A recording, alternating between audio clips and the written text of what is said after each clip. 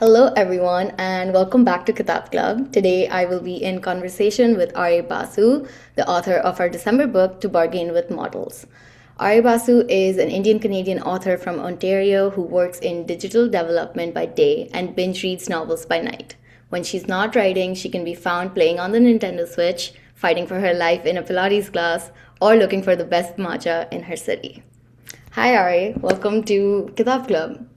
Hi, thanks for having me. I'm so excited to talk about to bargain with mortals, but also just all things writing and publishing because obviously this book came from Sky's Press slash Bindery Books, and so you've had a very unique and different experience in terms of publishing, and so I'm very curious to hear more about that and about how this book came to be and how you decided on writing this story, which I loved. But to get us started, can you share a little about what your writing journey has been like? Like, have you known that you wanted to write stories from when you were young? What was it like? Yeah, I would say so. Like, I grew up like loving books. Like, my mom would read to me when I was little, and then eventually I would just take over and read by myself. And honestly, she'd take me to the library multiple times a week because I would just Mhm. burn through whatever I checked out. I'm like, I need more books, so she'd have to take me back and get me more books. So I was like such a nerd growing up. Because the punishment for me, if I was bad behaved, was they would confiscate whatever I was reading. Like Yep. that's like some kids lose Game Boy access or television access. I was losing books. They would take my books away. So I would have multiple books on rotation. I'd have three or four books in play so that if I got in trouble once, that I'm like, okay, I still have three other books hidden somewhere that I could just pull out and pick up from. So that was where I think love of books started. I think I started dabbling in writing my own short stories and stuff maybe in my early the grade 8, grade 9ish. But Hmm. I didn't think about doing it professionally for publishing until maybe grade 11 or 12. So my mom has always been really invested in whatever I want to do, but she and my dad are both immigrants to Canada. So when I was like, oh, I want to be a writer, they were like, what about stability? What about your bill? Like, how do you be a writer? It's not as Yeah. easy as when if you want to be a doctor, you go to med school and now you're a doctor. If you want to be a writer, you can write and write and write your whole life and never become traditionally published. So that was scary to them. The arts world is not as black and white as other industries. So I Mhm. remember my mom talking to my grade 11 English teacher about like becoming a published author, and my English teacher was like, "Oh, she's like it's a cutthroat industry." She was honest. Yeah. When I look back at it, I'm glad that she didn't fluff it up or whatever. But Hmm. my grade 11 teacher's advice was she should get a different degree, and then if she wants to keep writing when she's working, then she can do that. So that's basically what I ended up doing. I wrote this To Bargain with Mortals in my last year of university, the year I graduated. Hmm. But I would been writing I wrote my first book in first year of university, so I had Hmm. 4 years of writing Hmm. to that point. And To Bargain with Mortals was the third finished manuscript that I did. My Hmm. other two books, I had written various versions of it, so I can't say they were separate books, but it was a lot of I had a lot of words, I think, under my Hmm. belt by the time I wrote To Bargain with Mortals. The Hmm. first book was terrible, but I feel like everyone's just got to get that out of the way because you don't know anything about Hmm. writing a book Hmm. when you write your first book. So that was yeah, so that was that. So then I have To Bargain with Mortals, and I was like, I think this is the best book I've ever written. I'm like, I think this book is the one. I'm like, doesn't get better than this. I'm ready to be published. Hmm. So at the time there was a program, Pitch Wars, which Yeah. you could it was an online mentorship program where you get paired with a author who's been agented, uh, sometimes published or on their way to get published, and these authors would help you with cleaning up your manuscript and then preparing materials to query. So querying is the process of getting a literary agent, and the agent is the person who takes your book and pitches them to editors at publishing houses. So if you want to be traditionally published and published by a larger publisher, you do need an agent. Hmm. So I did pitch wars, I did the showcase. My mentors had really, really good feedback for me on the earlier version of To Bargain with Mortals. Hmm. Uh, And then, I go to the showcase, I get a bunch of interest, I submit my manuscript to all these people who had interest, and then I also queried other agents who I'd been interested in who had not participated in the showcase, or maybe who didn't request me. And I think that went on for like a year, like of me querying, and like pretty much nothing panned out. I got some rejections, I got ghosted a bunch. It's a lot like applying for a job, like where like sometimes you'll just shoot your shot into the void and then hear like nothing. I had one agent who sent me a rejection a year and a half. Like it was one of the agent showcase, like one of the people who'd requested my full manuscript in the Pitchfork showcase. And this person replied a year and a half afterwards, like, "Well, I'm sorry, it's a no." And I was like, "Well, I'm like, I kind of figured it was a no because it took you a year and a half to say something." Yeah. Yeah. So I mean, anyway, so it was kind of brutal. So as I was querying, it kind of like got me down because I was like, oh, I feel like this was my best work, and like if this isn't it, then I was like, fine, I'll write another book. But at the same time, I had graduated and I had started working a new job. So, and at the job at the time, they were giving me like a lot of like positive feedback. They were like, I got a promotion. I was like, maybe I'm like, they like me here so much. I'm like, maybe I'll just do this like with my life. Like this is more stable than that. Like I don't know. So, but I had a friend who was like just not willing to give up on this book. She was like, it's not dead. I refuse to leave it behind. Like, I'd left it for dead and she'd picked it up and was like carrying it behind me. Like, she would not let me forget about this book. So, when Emma Skies was doing Bindery's Pitch Fest, like open calls for submission, um, my friend messaged me and was like, Bindery is doing this open call for submission. Their other books like are like really good. Like I've only heard good things about them. I have read all of the like bios of the people looking for like manuscripts. I've picked the best people for your book. And if you don't submit, I will. So she's like, you have two options. She's like, you do it or I do. So I was like, geez. I'm like, whatever. I'm like, I'll do it. Like, what's another no? So I submit to Emma Skies, and then the Google form comes back and it's like, if you don't hear from us by in 6 weeks, not 6 weeks, in 4 weeks, then like, you can assume that it's a no. So 4 weeks comes and goes, and I'm like, okay, well, like it's a no. No one's really surprised there. So then I got a new phone. I upgraded my phone, and I didn't bother to log into the new email on the new phone because I was like, I'm not really waiting for anything on that email, so whatever. Um, and then then they tried to email me. They sent me my offer, except I don't check it because I'm not checking that email anymore because I think it's closed.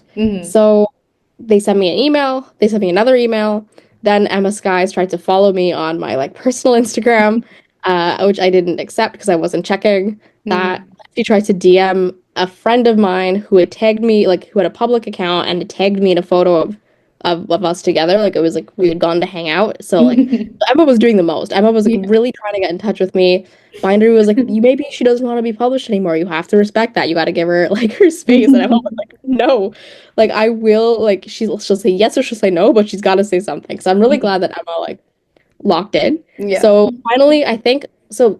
When I started writing books, the like suggested manuscript cover page format was to put your name, your address, and your phone number at the top of the manuscript. I don't think people do this anymore. This was like I think a relic of the days where you had to mail your manuscripts to agents. But I'd put my name, my address, and my phone number on the cover page. So I think Emma noticed this and called me on the phone and left me a voicemail. So I didn't answer. I did see the phone ring. I will admit that I watched her call ring and then go to voicemail because I don't answer calls from area codes that I don't know. So I don't know what made me listen to the voicemail because normally I don't even do that if I think it's spam. But when I heard the voicemail, I was like, oh my God. I was like, because especially because she started it with she's like, hey, she's like, I hope you're okay. And I was like, oh my God. I'm like, these people think I'm dead. Like like they have been she's like, we've been trying to contact you. I really hope you're good. And I'm like, oh my God. Like I've just been like doing whatever. So I like texted like my group chat. I was like, guys, I'm like, this is crazy. You would never believe this. Sent them a screenshot of like the email. They were like, oh my God. I was like, oh my God. And then I was like, I have to go to Pilates because I was on my way. So for the next hour, I was just messing up every single Pilates move because I couldn't even concentrate until I'm like, I need to leave so I can go back and email them. So yeah, so that's how like A, how like I got into writing, and then I guess B, how the Bindery deal came about. Wow, that yeah, again, very unique. Like, I knew Yes. some of this, but like getting more details about this is so interesting. And I am also very, very glad that Emma very much logged Yeah. in because this book Honestly, deserves to I be was so published. impressed. Like half the reason I said yes to Emma was I was like, you know what? I'm like, if you were willing to do this much for me before like I'd even signed anything, I'm Yeah. like, I can't even imagine the lengths you're gonna go to once we start actually working together. Yeah. No, So seriously. That and then also the friend who like found Bindery and was like, yeah. you Oh my got God. it. Yeah, Yes. so good. I am curious though, because you mentioned that you've had two other books that you wrote before this. Were they also fantasy? Yeah. So the Yeah. first two were YA fantasy. Hmm. And then the reason I switched to adult is because I was writing for me mostly. Like I was my own Hmm. target audience, and it occurred to me as I was starting book three that I was not a teenager anymore. So I was like, maybe it's time to like grow up and switch to the adult category. Hmm. Um, yeah, like I still like enjoy reading YA fantasy, and I'll Hmm. probably go back to writing it at some point, but the intention I think has to be for the like audience. So Hmm. right now I don't really have an interest in writing for younger people. Yeah, that makes sense. I feel like that is like one of the best ways to also tackle writing blocks, I think, is like writing for yourself and not thinking about who you're writing for outside of that. I think that is very much very helpful. Yeah. Okay, so in terms of the story itself and like writing this one, since you said you wanted to write adult and you wanted to write for yourself, what was like something or like themes that you knew going into this that you wanted to tackle and like even like this story like having a fantasy set in a world where there's a colonized country and it's like also even like with Poppy's like heritage but also like her upbringing of like kind of I don't know how to explain it but like it's like it has like a vibe of being like diaspora. Yeah. And yeah, so I just want to know, like, how did this come to be? Like, was Poppy someone who came first, or was the story that kind of led you to Poppy? It's kind of a mix. So there Mm-hmm. were like two things I feel like that were happening. I think I started writing this in March 2021. There were two things on my mind in March 2021. The first is that I feel like I kept encountering media Mm-hmm. where brown girls were, especially like diaspora brown girls, were like rebelling by Mm-hmm. like going and falling in love with white guys. So that was like the first. And I was like, I found it interesting because I was like, when you're in Western media, like the Mm-hmm. ideal is like whiteness, like subconsciously, like the beauty standard is white, like what's considered normal behavior is like Western, like Mm-hmm. values and ideals. Um, like people of color are like other. Yeah. So you falling in love with a white guy as like an act of rebellion. I'm like, how rebellious is that? You're just falling into social norms like Mm-hmm. of the society that you're living in. Like Mm-hmm. this is not really like rebellion in my opinion. So I thought that was they're pitching it like, oh, she's becoming independent. I'm like, no. I'm like, well, like she's figuring out who she is and who Mm-hmm. she is just like she's like Western, like she's a product of the environment. Like nothing wrong with that, but I'm like, I don't know, like, I don't appreciate you selling it to me as like she's rebelling and she's becoming better, like somehow. Mm-hmm. So that was like one thing that was going on where it was like irritating me that every time I ran into like some kind of romance subplot in media, like it was always with a white guy, and I was like, can we give them a break? Uh, and then the other thing that was going on is I have a friend who was like super into BTS. Okay. At the time, I was not very into BTS. I didn't know, like my sister was into them, but like I didn't Mhm. know like their names. I didn't know who was who. Like I That's was not, always how it starts. yeah, right. So my friend was taking full advantage of this. She would send me pictures of like concept shoots and like photo shoots, Hmm. and like I would just write like a paragraph or two like in a text message of like second person point of view, like basically like fanfic, I guess. It was just like, oh, like, you're walking down the street and you see a guy in a red hat. like I don't know. And I would come up with like a mini like plot almost, right? So Hmm. there was a picture of Jimin at the Grammys, like with the Okay. pinstripe suit. So she sent me Hmm. that picture, and I was like, it's kind of giving mafia boss. So I wrote, so this is actually now like the roots of it is like the scene where Poppy wakes up after being kidnapped. Like Uh-huh. that was like the essence of the text message. That's it's Yeah. like different now, but like that's like where that originated from. So then I was like, oh, I'm like, this kind of eats. I'm like, this is kind of really good. So then I was thinking I could combine the two ideas. I'm like, Mhm. where we have brown girl, like not like I guess like in the original draft, like falls in love with white guy, Mm. realizes this is not actually like what she wants, and then she goes with the like brown villain, who's Mhm. actually not the villain. And so that was like I think the origin. So the characters like Poppy Hassan and Richard, I Mhm. think came first. Mhm. For Hassan, and then I was also like because it was mafia vibes at the time, I Mhm. was like, let's make it a Hades and Persephone retelling. So then I gave Hassan brothers. And Mhm. then I just completely derailed. So there was like nothing of the original Greek myth in it, Mhm. but like there's like still like little like echoes almost Mhm.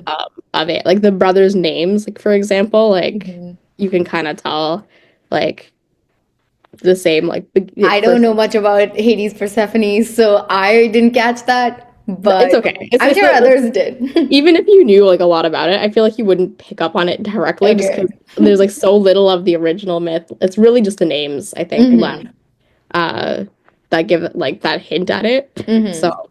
yeah. Very interesting. And then, what was your decision behind making this, like setting this in a colonized, like Viriana? Like, is that how you say it? Viriana? Yeah, yeah, Yeah. you say it better than I do. It's funny because when they ask me, I have a really like white accent, like I can only speak English. So when they asked me to do the work, like to send like pronunciations for the audiobook, I was like, Mm-hmm. if you guys hire, I'm like a South Asian person, I'm like they could probably say it better than I do. I'm like I shouldn't even be giving guidelines on how these things should be said. I'm like just let like native like Hindi speaker, I'm like have a look at it and then like take a stab, and I'm like and I'll take that, like they're right. I'm like don't even ask me No, about but this. it's like how you imagine it is how it Yeah. was No, supposed to you're be. pretty much spot on. Mm-hmm. So I think the reason I went for colonized world in the end was because I thought it was like a good like I always like second world fantasy because I feel like you Mm-hmm. can explore things you want to explore and then leave behind whatever doesn't work for you. I didn't want to set it in like obviously it's in India, Britain, like Yeah. allegory going on here, but Mm-hmm. or like it's inspired, I guess, by that. But I didn't want to take actual India because it's it's a living country with living people and like Yeah. a live culture, and I'm like I don't want to misrepresent anything. And then you Mm-hmm. also have to think about like what am I like what does my narrative say about these people who are still Mm-hmm. living these conflicts today, because there's a lot of like religious conflict in India. Like I'm like I feel like there's too much going on in actual India to take that, but I'm like Yeah. if I set it in my own world I only have to deal with the elements That you're that putting I into want to it. comment on Yeah. and leave everything that doesn't serve me in the story out. So that's why, and it's also an island because I didn't want to deal with land borders. I was like, I don't want to think about what it would mean for the country if they were bordered by another country. Because it's like, oh, Mm-hmm. why didn't that country help them when they were Mm-hmm. being colonized? So I was like, just make them an island. So Mm-hmm. yeah, so I guess I picked colonization specifically though because I was interested in like exploring what that does to people's identities because even though there's like some action in this it's still pretty character centric, so Yeah. it was just the thought of like how does living in this kind of environment affect different kinds of people. Mm-hmm. Yeah. I think you also, yeah, that question, and then in the book, like seeing like the different discussions that Poppy has with others, but also like the other characters that have between themselves, like even with Ziar and Harithi and like even like Samina and like Poppy's conversation and stuff. Like that was one of my favorite parts to read. Like just seeing the discussion about like privilege even between minorities and even between like minorities of the same you know race or like Yeah, culture, like all these things, and like even like the discussions about caste, technically like caste in this, but also just like in general, like the conversations we see between people who have the magic powers and then the ones who don't. I'm forgetting their names, like the yeah, cast names and stuff. But yeah, I think that was really well explored in this, which is one of my favorite aspects of the book. So I'm very glad that it came through in those conversations the way it did. So, in terms of writing, you said so you have a day job and then you write at night mostly, I'm guessing? Pretty much. It's like nights and weekends for the most Okay. part. I know some people wake up early to write, but I find if I wake up early, I just kind of stare at the screen until it's time to go to work. Like I'm not functional in the morning.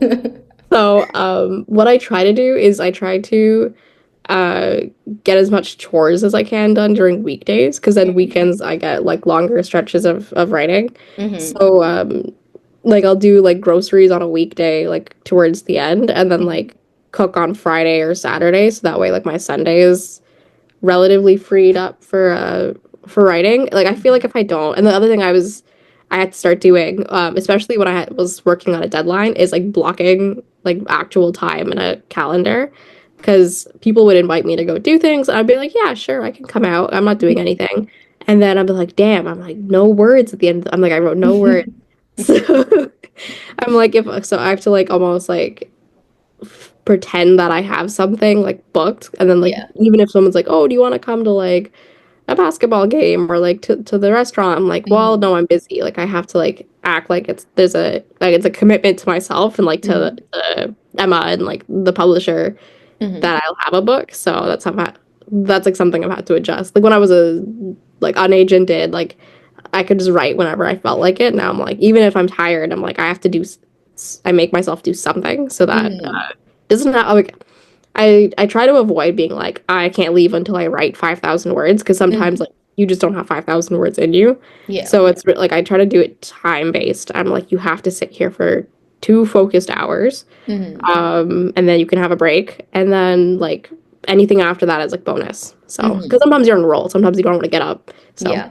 That's a good idea. I also do it like that. I can't do 2 hours straight away of unfocused or focused, but I try to do like 25 minutes, like a Pomodoro technique or mm, whatever, of like I'm going to sit and think about this, even if I can't get a word in, like I'm gonna think about this until the time's yeah, up, like exactly. something or the other. I have a harder time with 25 minutes just because I feel like if I get up for the 5 minutes, sometimes I Mm. don't come back. Like it's not long enough to like to get me to settle down. Yeah. Like I feel like my attention span is Mm. low-key shot. I'm like my one of my goals this year is to fix my attention span. So No, yeah. yeah. Honestly, same. I had to download like a focus app on my phone that just locks all my apps for those 25 minutes. So Is it that's been helping. the Hank Green Bean app, like Focus Friend, like that bean? Yes, yes, it's Yeah, literally I that one. literally I have that one too. It's so funny because Emma, I was like talking to her about this on the weekend. She has Focus Friend and like she has like 4,000 socks or something. But she's only bought the bean like one rug. I'm like Emma, I'm like, have you no empathy for your bean? So Oh my God, I've created like 3 rooms already so far. Like, yeah, it's going. Um, so like in terms of your writing routine, like is there like a specific way you go about your writing, like a beverage or something that you need when you or matcha? I mean, I like to make a beverage, but my problem, like this is like not even limited to writing. If I Mm, have food or drink beside me and I'm like locked in on like even if it's at work or if it's like writing, I will mm, forget that the food or drink is there. exists. I have a hard time like reminding myself to eat and drink. So usually on my break, I will go like make the drink, have the drink, then come back Mm-hmm. and keep going. Otherwise, I've got to drink my cold tea, at the end of the session. Yeah. Um, the like I'm trying to like refine, I think, that my like writing process. Here's Mm-hmm. like right now what I do is I try to make an outline. Mm-hmm. I usually in the first draft will just deviate like a lot. Mm-hmm. Um like I'll write all the way until like because I can only really outline until a certain point. I have a hard time seeing like far like ahead. I can usually like plot my way up to like the midpoint and Mm-hmm. then I'm like, oh, I don't know from here. So I'll just start writing it and Mm-hmm. then hope that like the characters will reveal something to me. Mm-hmm. And then if I get stuck, then I kind of like look at what I have and I'm like, why am I stuck here? And usually it's because like either I didn't set something up, like I didn't set up enough like threads, I guess, to pull on at this Mm-hmm. point, or like a decision that a character made earlier has like got us in this position that I don't want to be in anymore. So I have to go back and decide, am I Mhm. gonna keep that like decision or plot arc piece? And then like so once I figure out what's not working, I Mhm. will usually go back and restart and like just keep going until go past that point again. Mhm. Like and I'll correct it until I get stuck again. Mhm. So when writing on a deadline, that's not really the best method to have because I started coming towards the end of my deadline and I'd rewritten like the first half of the book like 5 times. And like the last half of the book, I'm like, I don't have time to restart anymore. And I also like Loki don't even have time to finish the last half. So I was like really like rushing the end. And then I was not like thrilled about the end because I was like, someone's made a wrong decision somewhere. But I'm like, I have to commit now to the path we're on so I can turn this thing in on time. Mhm. So now with the revision, because I got like my edit letter back, I'm trying to like force myself to have an outline so Mhm. at least I can catch the problems in the outline. Mhm. Um, but it's not like I wish I was better at planning like my books out. So Mhm. uh one of my friends like Alina Kawaja, she writes romance. She's able to outline like the whole book. Like she'll have like a 10-page outline, like down to like the bits of dialogue that she wants. Mhm. She'll have like the whole thing sorted, and then she can just like tear through a first draft in like a month. I'm like, man, I'm like, I wish I was you. So unfortunately, it doesn't work like that. Yeah, it does not work like that for me either. It's like for me, I always know, again, like the first beginning till the midpoint, and then I know what I want at the end. But getting to Yeah, that getting point, it's to like the there's end so is many like, ways I can do it, and I don't know which one to choose. I don't know yeah. what's right. So, Especially, yeah. And like the other challenge about writing a sequel, because the thing is, when I would get mhm, stuck in like writing the first book, I would change like the literal rules of the world. Like the scene where Richard has to, where he goes and sends a telegram, like basically mhm, snitching, mhm, saying that like, oh, like Poppy's gonna be vice and do something. yeah, Um, there were no telegrams in the world up till that point. I invented the telegram in that chapter so that because I was like, I can't wait 8 weeks for him to get a letter back. I'm like, we have yeah, to do something like now. So I invented the telegram. mhm, And then when Bindery was editing the first book, the dev editor was like, "Hey, he's like, how come telegrams don't show up anywhere else?" He's like, at the start of the book when Poppy wants to go home, and she's like, "It's gonna take forever to get a response from my father." mhm, He's like, "Why didn't she just send a telegram if you have telegrams in this world?" And I was like, "Great question. It's because I had not decided at that time that we were gonna do telegrams." So mhm, then I had to add in the whole thing where the headmistress is anti-telegram to mhm, balance out his this question because I'm like having telegrams ruins this part but is mhm, necessary for that part. So now like because the first book is published and people have read it, I have to whatever I wrote in book 1 is like law now. So I yeah, can't as much as I would like to. There are some things where I'm like, man, I'm like I shouldn't have said that. I'm like because I'd like to change it now because it would mhm, make book 2 easier. But mhm, I can't do that. So that's like a unique challenge I think that I have to play with what I set up for myself mhm, like it or not. So sometimes I yeah. want to go back and kick 2021 Mario. I'm like, why would you do that? Like, why would you why would you write that?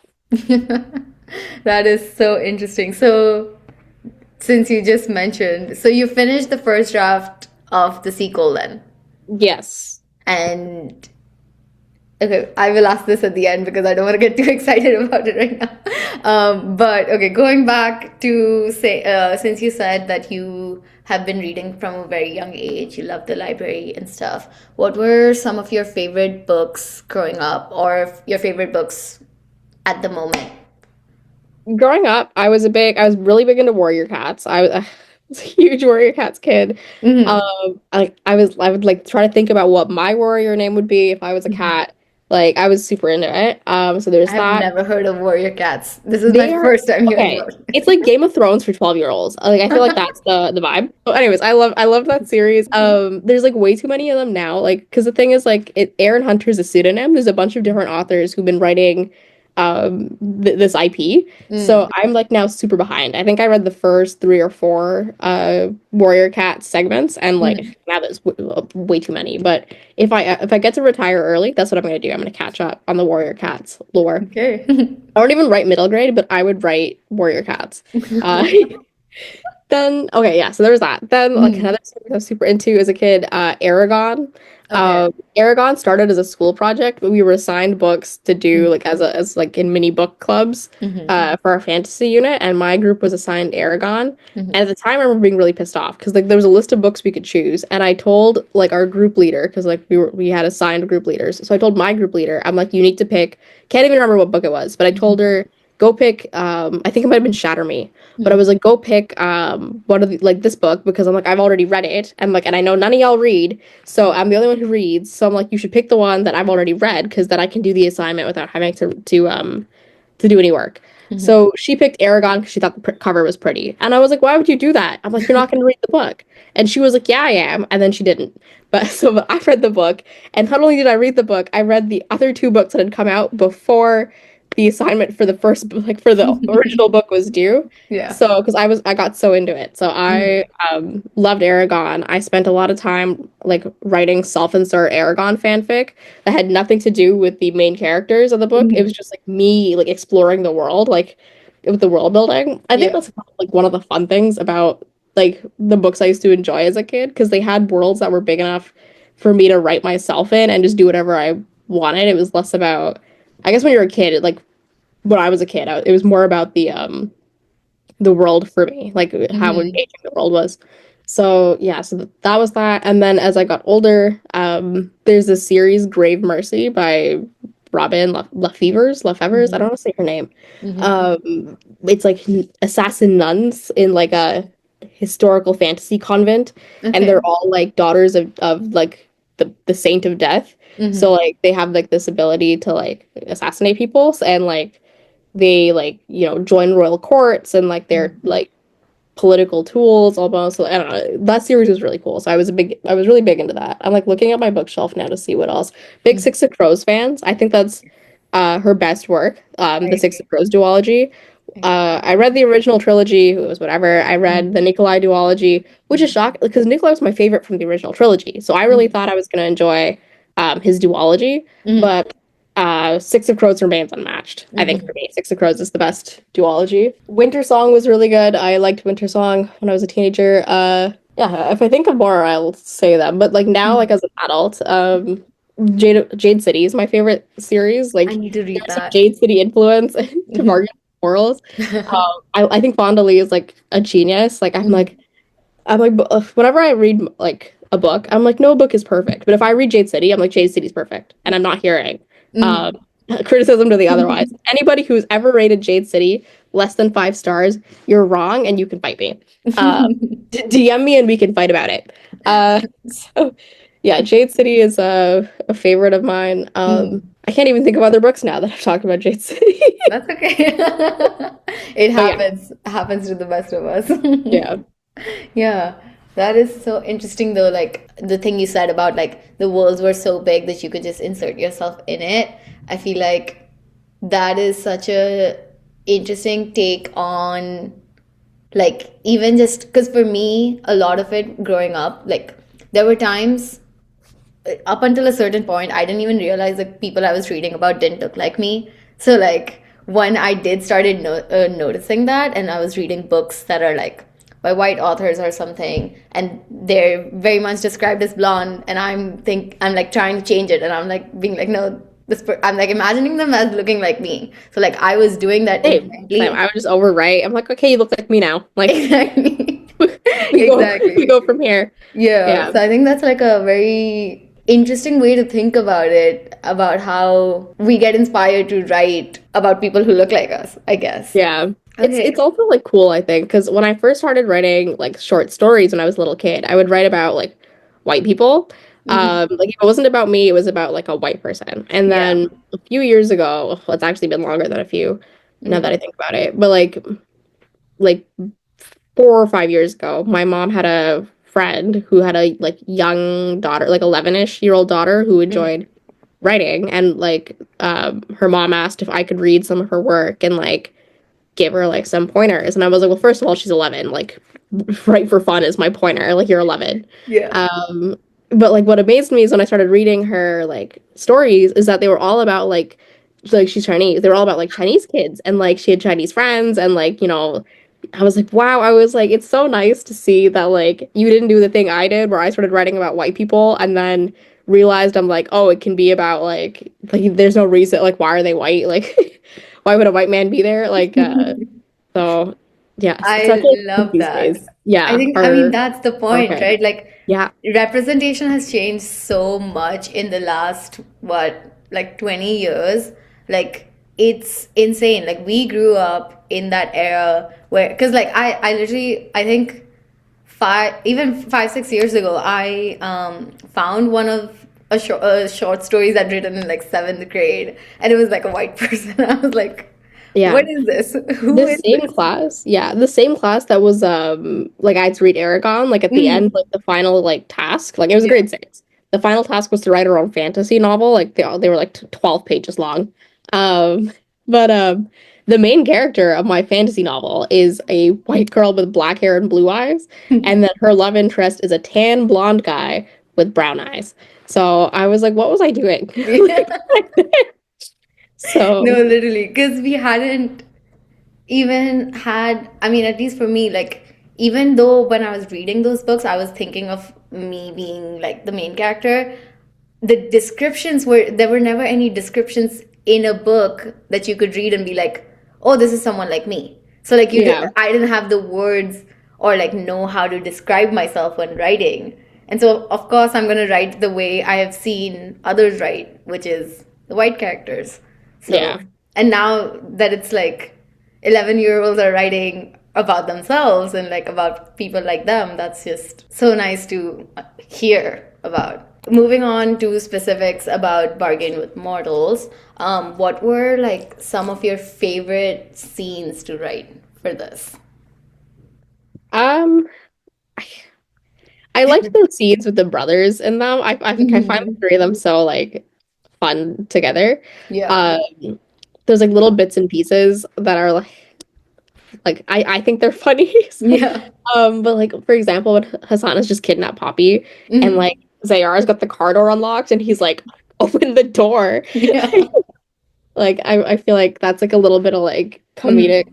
relief between brothers, which just like Yeah. kind of lightens the moment a bit. So I really like writing those little things. Mhm. I was a big fan of writing. I liked the writing the play, like when Hassan has a play put on for Mhm. Poppy.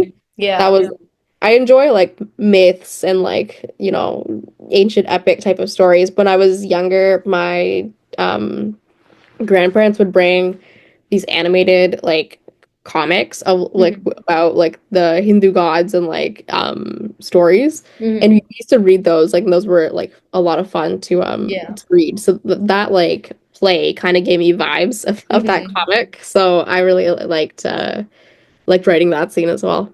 Yeah, I loved that scene. I mean, been to plays about like Hindu gods and stuff, and like even like for me specifically, that scene kind of like reminded me of like when I was younger and my parents would take me to see like puppet shows of Yeah. like Ramayana and stuff, and so it felt very nostalgic reading that. And like even I think because I was reading this at one point on the beach, and like you had like reshared it saying like this is what Parnjay would want, and I Yeah. was like that's so right. And like even like I liked his scenes a lot because I felt like those were very like had like comedic timings because he's like always trying to diffuse Ziyar Yeah. and Hassan's Like, I don't like know if you've seen that meme of the chuckles. cat like trying to hold people together, but that's like who That's he is. his role, yeah. Like, That, yeah, please I just definitely felt that from this. And I think, wait, so Paranja is the middle child, right? In this, yeah. yeah, I am a middle child, so I completely understood his role in this. Like, I could see it. Like, it was so authentic in that way. So, yeah, Yeah. love I those. only have a one sister, like I have a younger sister, so there's no Mhm. middle child for us. So I'm like, man, I'm like, I hope this middle child rep is It's good. It's good. It's very authentic. So, yeah. Okay, on the other hand, then, What were like some of your, or like some scenes that you found difficult to write or tackle, and how did you go about it? I think the one scene I rewrote like the newest scene in the book is the prologue. So the Okay. prologue I had before Mm-hmm. was like the actual so like Poppy gives her like necklace to Samina and then like as a result her dad's like you're grounded like boarding school for seven Yeah. years. Mm-hmm. So like the prologue originally was like that like basically like it's her backstory almost like Okay. it's like she's adopted she like before the concept of her nanny didn't exist it was Mm-hmm. she would like she used to play with the like kids on the street which now that Mm-hmm. I think about it I'm like why would they let her on the street like that was a terrible idea but she used to play with the kids on the street Samina was one of those kids Mm-hmm. um Poppy used to sneak food out to the other kids, like to eat at snacks. Her dad catches her. Her dad's like, "Stop that." She's like, "Okay, sorry." Then her dad puts her like in like school in Brianna. Mm-hmm. Um, then like Samina comes back. Like it's the whole thing of like I'm hungry. Like my mom's dead. My brother's hungry. So Poppy gives her her necklace, and then like her dad catches her and is like, boarding school. Mm-hmm. So that was the original prologue, right? And then like the feedback I got is that the prologue's not like they're like you could insert this information somewhere else. Like the prologue is not like cat like hooky enough. Like it's not like it's not really engaging, which Mm-hmm. I guess part of me always knew that because even when I did the agent showcase for Pitch Wars, I didn't put you're supposed to put the first I think like Mm. 3 pages on the Yeah, website. yeah, I didn't put the prologue pages, I put chapter one. So they yeah. were like, chapter one, they're like, is much stronger than the prologue at the time. So they were like, Mm-hmm. either take the prologue out or like find like another way, like in the prologue, like they're like, magic is not brought up in the book until at the time, magic wasn't brought up in the book until the first 30% in.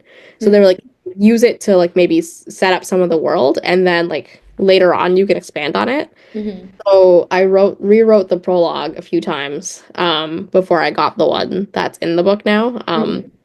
So I think that was pretty hard because I don't know. I always feel like silly starting a book, but I'm like, what do I write? I'm like, it's like a completely blank slate. So I was happy that this prologue, I think, did what it needed to do. And I also feel Yeah. like the whole thing of making like Samina like the nanny's daughter and like Poppy's like surrogate mother figure for a little bit, and like now Mm-hmm. they're like almost sisters, and like it added a lot, I think, to both of their characters, make that change. Mm-hmm, definitely. And even just like hearing, I think, about the magic system and like all of, how Viriana used to be before from the point of a person who was in Viriana and is Virian instead of a Velkish person, I think set it up for us to also understand the dynamics better when we heard afterwards like her dad the viceroy like always like saying like that it's heresy and like all of these things Yeah. like, stuff like that. So I think that voice from the beginning showed us like who we need to be. Like obviously people definitely can already get that or through intuition by reading the book, but like to get that from the first go, like I think was like a great choice. So Thank you. yeah, I don't know if you thought about this, but if there was a song that you would use to describe this book or the characters, any of the characters in the book, what would you pick? Or like, did you listen to music while writing, or is I that don't. I feel like that may like some people are the like, attention span? yeah, I'm like it's distracting, and I also Yeah. don't listen.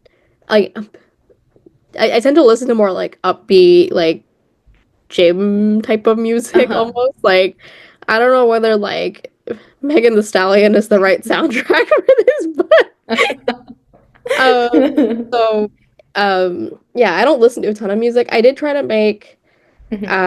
playlists and stuff Mhm. because at the time I was writing, I don't know, I feel like book Twitter or like writing Twitter used to be a bigger thing at the time, and people would always post like, here's my playlist. So I tried to make one, but I never like actually like listened to that playlist while writing. I just prefer to like it'll be either like I sometimes I'd put on a movie soundtrack. Like I would listen to the James Bond, like some of the like soundtracks from that film, like during the car chase, for example. I put that on to like get in the mood, like to jazz myself up. Yeah. when Poppy's father died. I listened to the soundtrack from The Lion King where Mufasa dies. Like just try to like bring the emotion like in Mm-hmm. me so that I could put it on the page. But Yeah. on average, like I'm not really listening to music when I'm writing. I think some like I had, oh, let me see if I can find it. Someone had asked me about their Spotify Wrapped. If Hassan and Poppy had a Spotify Wrapped, what would it be? So I feel like that's the closest answer I can give to this question. Yeah. For Poppy, I put Castle by Halsey, Apple by Charlie XCX, and Nobody's Son by Sabrina Carpenter for Okay. her. And then for Hassan, I put Spring Breakers by Charlie XCX, Mm-hmm. Power is Power, which is from the Game of Thrones soundtrack, Mm-hmm. which had SZA The Weeknd and Travis Scott. And then this is so funny. I wrote Doom Machale for it was I definitely can right see after that. Zamran one that I wrote this down. I feel like Paranjay would be the one playing it, and Hassan would be like, "Stop! No, for sure. You're embarrassing me." Uh, that's so funny. I like that. I like those choices. We've talked a lot about representation and like, seeing yourselves in books and stuff. What is something that you would want to say to readers of your book who felt represented by the characters in them? Well, I'm like, I guess I'm really like just glad that you guys resonated with it because when I Mhm. was writing it, I was writing it for me. Yeah. And then when the rejections were piling up, I was like, maybe like when I wrote a book that like I wanted to read, like or like that I like because the thing is they tell you like when you're writing that you should write a story that only you can tell. Mhm. Like don't look at like what everyone else is writing, just like think about what's interesting to you and Mhm. write that. So that's what I was doing. I was writing something that was interesting to me. It didn't really fall like there weren't really I guess Hades and Persephone was the trend at the time, but I had deviated at that point so strongly from it because Mhm. it wasn't really what I wanted to write. Mhm. Um so when I was getting rejections for it, I was like, maybe when I wrote this book that only I want like only I wanted to read, maybe really only me like wanted to read it, right? Like maybe I'm actually the only person in the world who's ever gonna want to read this.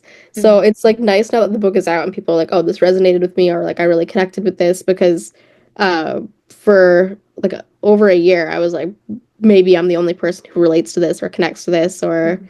uh so I'm like glad you guys like connect. So thank Yeah. you. And like if like I guess like don't be afraid to write like stories like about yourselves because like there's a lot of people in the world. Like your fellow people who relate to you are out there.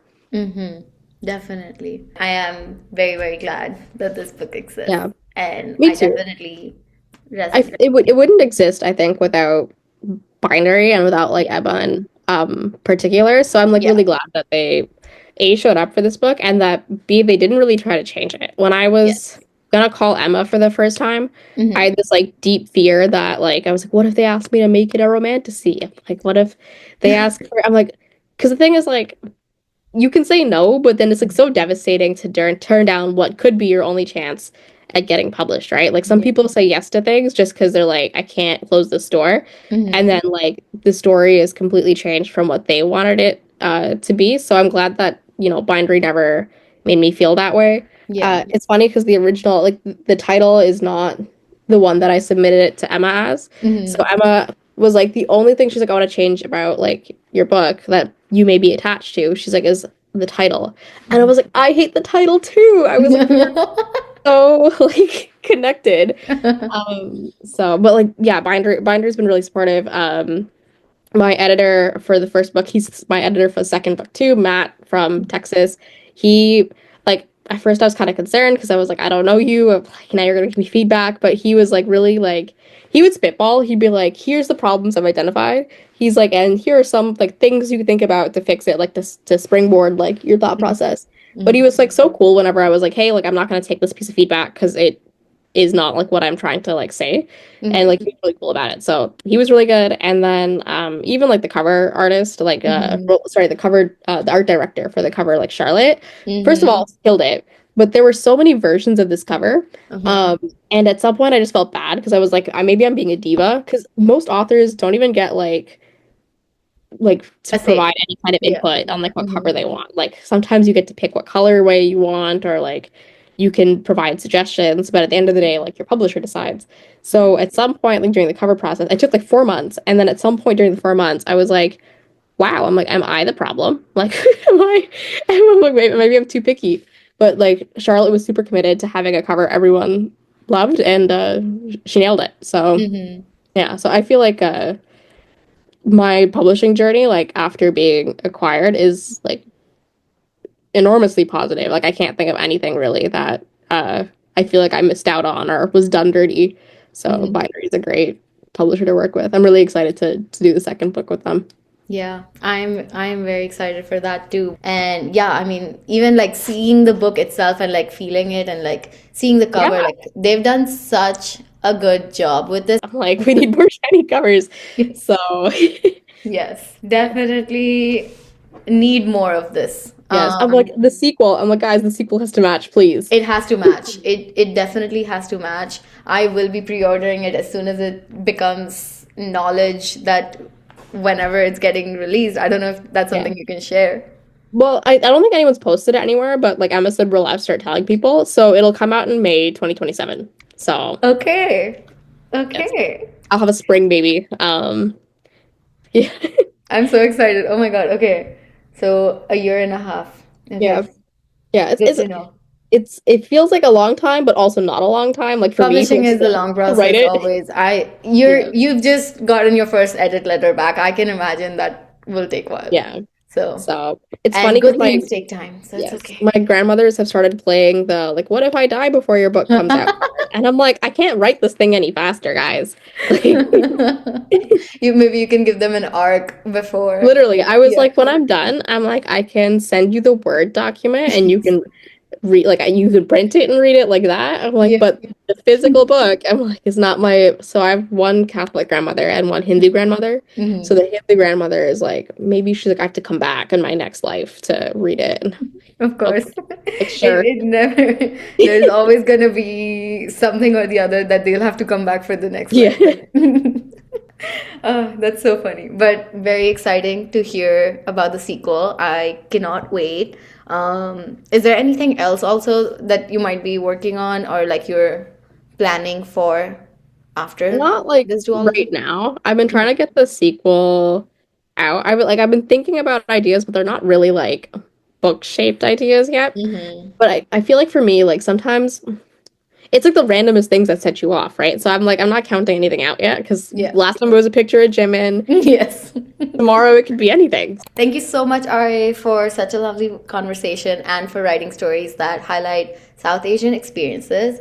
If you haven't read To Bargain with Mortals, I highly recommend checking it out, especially before the sequel comes out, buying them from local independent stores or requesting them at your libraries. And make sure to follow her Instagram page for updates and news about her upcoming works. I'll link it in the description below. Thank you so much. This was Thank you. so good. Yeah, And this I'm was so so much glad fun. to have had you and this book in the club. Thank you. So, yeah.